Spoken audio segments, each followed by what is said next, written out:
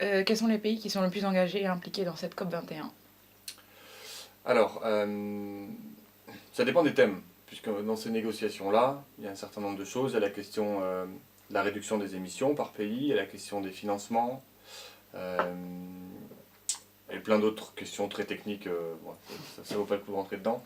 Les pays les plus proactifs, c'est souvent les pays les plus concernés, notamment les pays des îles du Pacifique, qui connaissent déjà et subissent déjà les impacts des réchauffements climatiques. Donc il y a notamment les îles Marshall, par exemple, Mhm. des petites îles au niveau du Pacifique, là, vers l'archipel des Tuvalu, dans cette région-là.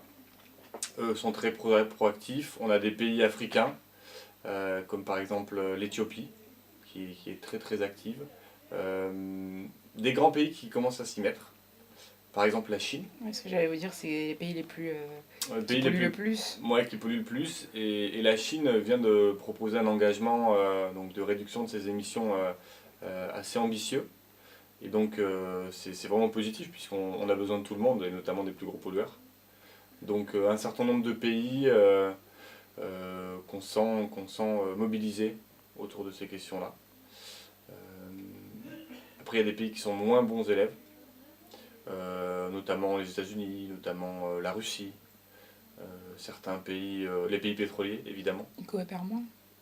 Ils coopèrent moins. Oui, ils coopèrent moins et on sent que la pression des lobbies est très forte aussi, notamment des lobbies pétroliers, Mm. industriels, divers, qui font que initier un changement vers une économie décarbonée, c'est-à-dire moins dépendante des énergies fossiles, c'est compliqué. C'est compliqué pour eux. Et puis il y a le fait de mettre la main à la poche, hein, c'est-à-dire de financer tout ce qui est adaptation aux effets des changements climatiques. Là, nous, on a une responsabilité, pays du Nord, pays riches, pays ayant déjà beaucoup pollué. On a une responsabilité d'aider les pays du Sud à se développer plus proprement et à s'adapter aux effets des changements climatiques. Ça, c'est une question cruciale des négociations. Et il y a certains pays riches qui Pas. ouais, voilà, sont un peu réfractaires, qui traînent la patte pour contribuer financièrement.